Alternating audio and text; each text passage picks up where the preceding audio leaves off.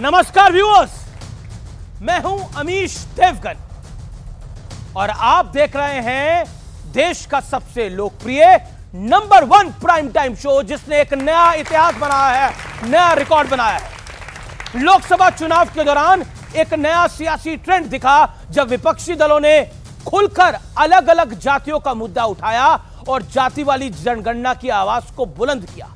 और कुछ जगहों पर यूपी से लेकर महाराष्ट्र तक, महाराष्ट्र से लेकर राजस्थान तक विपक्ष को इसका एक बड़ा फायदा भी मिला। लेकिन हरियाणा चुनाव में एक बड़ा घटनाक्रम हुआ। यूपी के सीएम योगी आदित्यनाथ ने यहां बटोंगे तो कटोंगे वाला संदेश दे दिया और इसका असर भी दिखा। और अब महाराष्ट्र का चुनाव सामने है तो एक बार फिर से इस नारे की गूंज अब मुंबई तक सुनाई दे रही है, यानी महाराष्ट्र तक सुनाई दे रही है।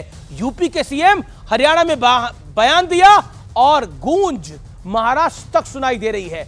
तो सवाल है कि क्या बीजेपी ने विपक्ष के कास्ट इंजीनियरिंग की तोड़ को खोज लिया है? आज इसी बड़े सवाल पर होगी सबसे सार्थक पॉलिटिकल डिबेट।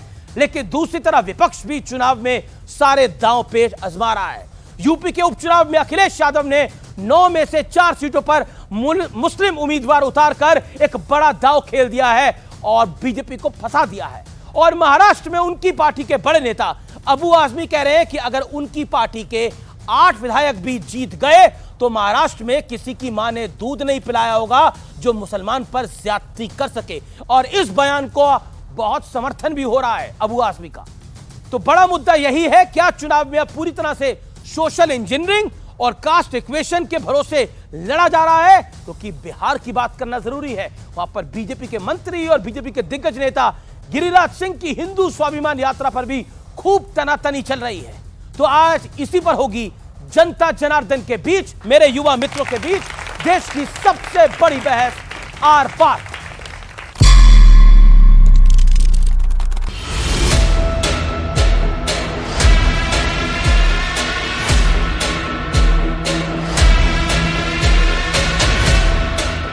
हमें याद रखना है, अगर हम बटेंगे तो बांटने वाले महफिल सजाएंगे। कि बटोगे तो कटोगे, एक रहोगे तो नेक रहोगे। क्या बीजेपी ने विपक्ष के जाति वाले कार्ड की पुख्ता काट खोज ली है? क्योंकि हरियाणा में बटोगे तो कटोगे वाला फॉर्मूले की शुरुआत हुई और इसका पॉजिटिव रिजल्ट बीजेपी को मिला। इसके बाद मुंबई में योगी आदित्यनाथ का यह पोस्टर दिखा और अब बीजेपी के कपिल मिश्रा इसी नारे वाली टी शर्ट को पहनकर घूम रहे हैं। केंद्रीय मंत्री गिरिराज सिंह की हिंदू स्वाभिमान यात्रा पर भी सियासी नोकझोंक हो रही है। हिंदू जगाने आया हूँ, हिंदू जगाने। जिस प्रकार से गिरिराज सिंह द्वारा जो यात्रा जो चलाई जा रही है, हिमाचल के इलाकों में जाकर के एक प्रयास किया जा रहा है दंगा भड़काने की, वो बात केवल कर रहे हैं कि एक भाई को दूसरे भाई से किस प्रकार से लड़ाने का काम किया जाए। वो खुद माहौल खराब करना चाहते हैं बाप बेटा मिलकर के।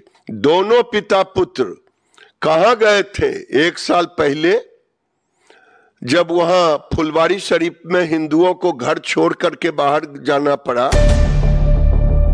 यूपी उपचुनाव में समाजवादी पार्टी की लिस्ट की भी खूब सियासी चर्चा हो रही है, क्योंकि समाजवादी पार्टी ने 9 में से 4 सीट पर मुस्लिम उम्मीदवारों पर दांव लगाया है। और इसी बीच कुछ राजनीतिक बयान भी वायरल हो रहे हैं। हर चुनाव में 99% से ज्यादा मुसलमानों ने कांग्रेस को वोट दिया है और मुसलमानों के वोट की वजह से सारे कांग्रेस की सीट चुनकर आते हैं। और अल्लाह को आप जिस दिन महसूस कर लीजिएगा पूरी दुनिया इस्लाम ना कबूल कर ले तो मेरा नाम बता दीजिएगा। लेकिन इस सियासत के बीच एक और बड़ी पॉलिटिकल खबर आई है। मुंबई के वर्ली सीट पर आदित्य ठाकरे के खिलाफ शिंदे सेना के दिग्गज नेता और राज्यसभा सांसद मिलिंद देवड़ा ताल ठोकने वाले हैं। उधर शरद पवार गुट के नेता जितेंद्र आभाड़ का एक बयान भी सुर्खियों में छाया है। मैं सिर्फ डरता हूँ मेरा बाप शरद पवार से और मेरे अल्लाह से। लेकिन सबसे बड़ा सवाल है कि क्या चुनाव जीतने के लिए सभी दलों का पूरा फोकस सिर्फ सोशल इंजीनियरिंग पर है? आज इसी पर जनता के बीच होगी देश की सबसे बड़ी बहस।